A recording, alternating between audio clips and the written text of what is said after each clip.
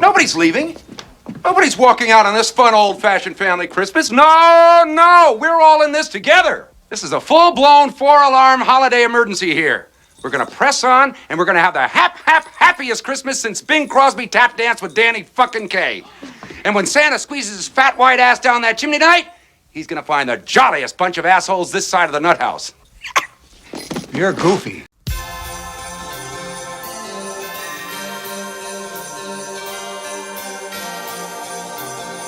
National Lampoon's Christmas Vacation is a 1989 comedy film that is the third installment in the National Lampoon's Vacation film series and has become a Christmas holiday classic. Chevy Chase and Beverly D'Angelo star once again as Chicago, Illinois natives Clark and Ellen Griswold, who, alongside their daughter Audrey, played by Juliette Lewis, and their son Rusty, played by Johnny Galecki, are preparing for the upcoming Christmas holiday with their relatives.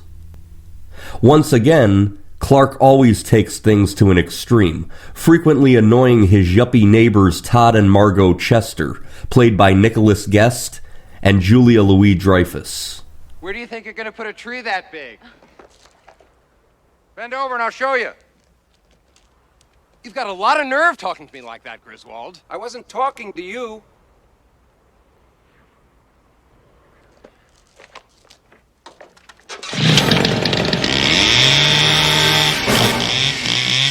At his work, Clark begins to wonder why his boss, Frank Shirley, played by Brian Doyle Murray, has yet to send the employees their annual Christmas bonus, which he intends to use to cover the cost of a new swimming pool that he already purchased to have installed at their home. Soon arrive the relatives.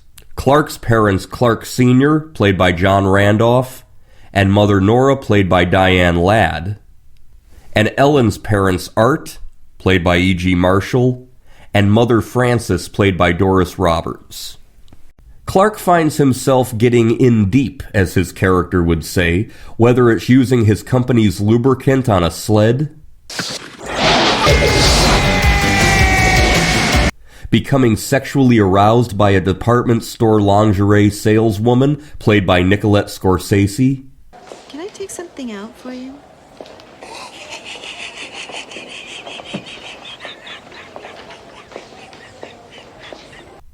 Or covering the house with thousands and thousands of Christmas lights that temporarily blind Todd and Margot and nearly cause a power overload throughout the suburbs of Chicago. Oh! Ella! I fixed it! Oh, God!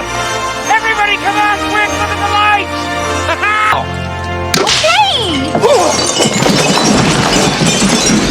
The situation becomes even more chaotic when Ellen's cousin Katherine Johnson, played by Miriam Flynn, and her husband Eddie Johnson, played by Randy Quaid, arrive in an RV unannounced for the Christmas holiday. We were gonna call, but Eddie wanted to make it a surprise. Yeah. You surprised? Surprised, Eddie? If I woke up tomorrow with my head sewn to the carpet, I wouldn't be more surprised than I am right now. Alongside two of their younger children, Rocky and Ruby Sue, and their pet Rottweiler, Snots, the family is welcomed politely by the Griswolds. Being broke and having sold their home and land out west, Eddie admits that the family lives in the RV.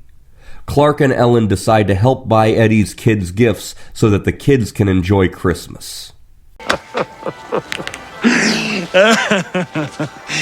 Here's a little list. Alphabetical, starting with Catherine.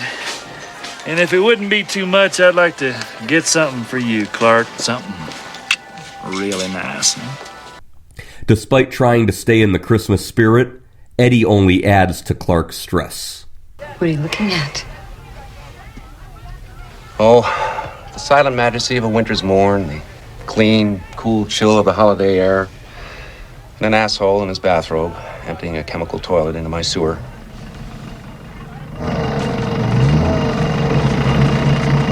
Shitter was full!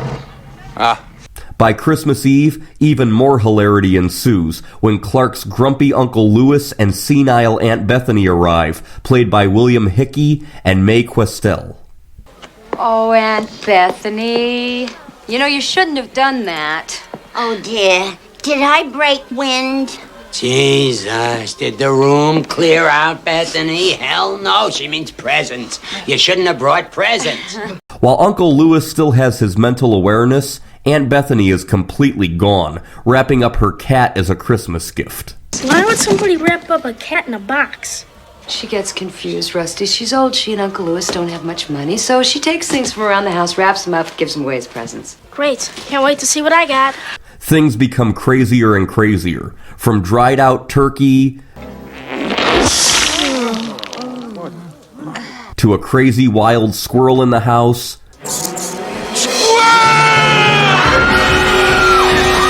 to an electrocuted cat.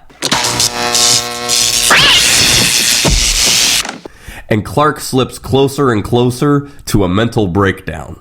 He's got that crazed look in his eye. I told you we should have gone to Hawaii. Turn that thing off and get in the house! I'll talk to him, Mom. No, Dad! I've been thinking! Good talk, Dad.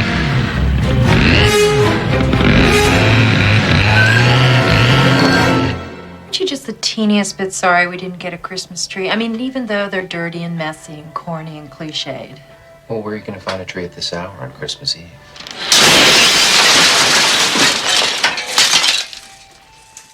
Writer and director John Hughes was asked if he wanted to write a new vacation film.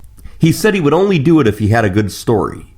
He found one called Christmas 59 from his time working at National Lampoon magazine that he thought was pretty good, so he agreed to write the script. Christmas 59 was the second vacation story to be published in National Lampoon's magazine, with the first being Vacation 58, which was the basis for the first film, National Lampoon's Vacation, in 1983. The Christmas story was printed in National Lampoon magazine's December 1980 issue.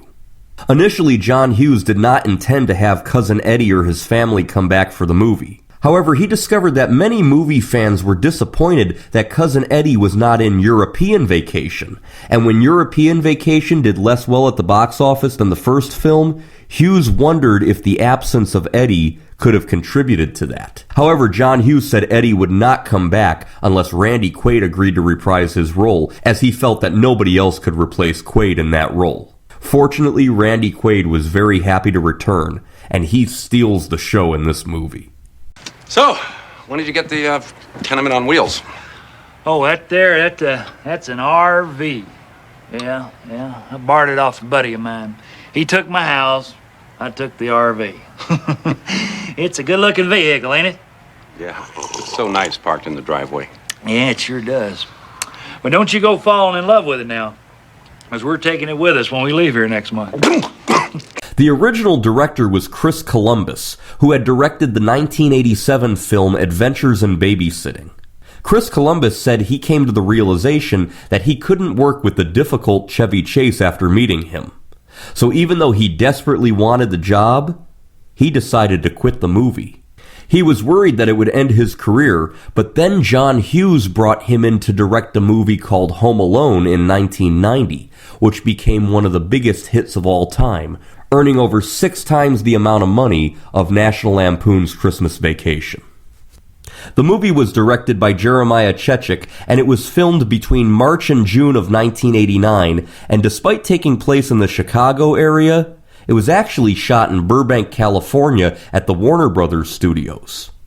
However, a number of outdoor scenes were filmed in Breckenridge, Colorado. The house in which the Griswolds' neighbors, Todd and Margot, live is the same exact house where the Murtaugh family lives in all 4 Lethal Weapon films. The houses on this street are on the Warner Brothers backlot.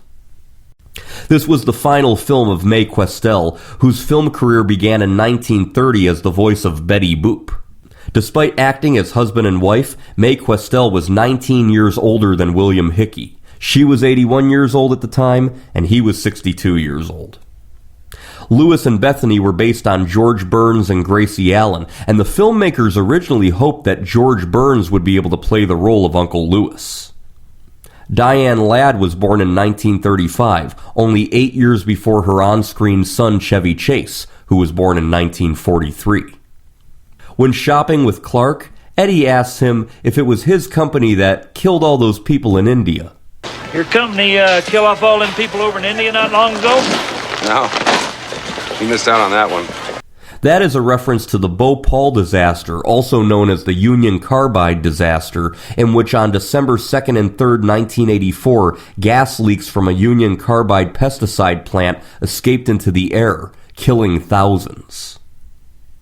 All of the gifts that were on the credenza when Clark went in to give his boss, Mr. Shirley, his Christmas gift are identically shaped and likely the same gift. Put it over there with the others, Greaseball. It's a desk organizer. The writing instruments were on the flat part, and the raised section held things such as Post-it notes. When Clark and Cousin Eddie are talking in the living room, they are drinking eggnog out of Wally World mugs, and the shoes Eddie wears are the same ones that he gave Clark as a gift in the original 1983 vacation film. After failing to get the Christmas lights to work one last time, Clark Griswold takes his frustration out on the plastic Santa Claus in the front yard. Chevy Chase actually broke his pinky while punching the Santa. Because his hand was in agony, he started kicking and clubbing the decorations. The filmmakers used that take in the movie. It was rumored that Clark's rant about his boss was ad-libbed. While this is somewhat true, cast members not on screen were facing Chevy Chase and had a sign hanging around their necks that had one word written on them. Some of those words were adjectives that Clark uses to describe his boss. Clark uses over 20 words to describe Mr. Shirley, including words like snake-licking, dirt-eating, and dickless. The 3 bells on Clark's Santa hat suggest a medieval jester. These jesters had often been thought to be somewhat unhinged, if not entirely mentally challenged. The scene where the cat bit into the Christmas light cord and got electrocuted was almost cut out of the movie.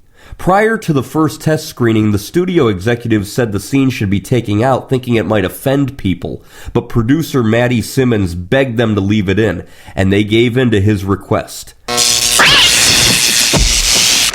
At the first test screening, the test audience said that the cat getting electrocuted was their #1 favorite scene throughout the entire film. That thing had 9 lives. She just spent them all. Woo!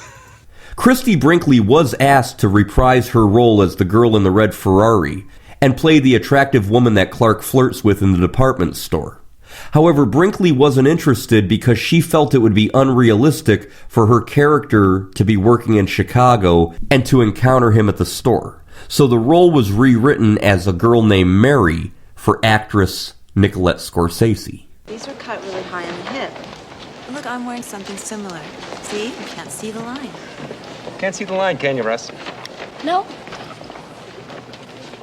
Beverly D'Angelo improvised grabbing Chevy Chase's crotch when the SWAT team comes into the house. She later said it was only in one of the takes, on the off chance it would make it into the movie.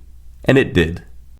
Upon its release into theaters on December 1st, 1989, Christmas Vacation grossed a worldwide total of $73.3 million on a budget of just $25 million. This made the film a box office success. This film is the only vacation movie that does not feature the Lindsey Buckingham song Holiday Road. Lindsey Buckingham was offered the opportunity to write a theme song for this movie, but he declined because he said he didn't want to be known as only a soundtrack musician. This film featured a theme song called Christmas Vacation, written by married songwriting couple Barry Mann and Cynthia Whale, and sung by R&B singer Mavis Staples. This is one of 3 films released in 1989 that features an animated title sequence, the others being Honey, I Shrunk the Kids and Troop Beverly Hills. Chevy Chase brings joy to the world when he turns on the Christmas spirit. Can I take something out for you? I was just browsing. Chevy Chase in a network television premiere. Later, dudes. The first time I ever saw this film was on the ABC network television premiere in late 1992.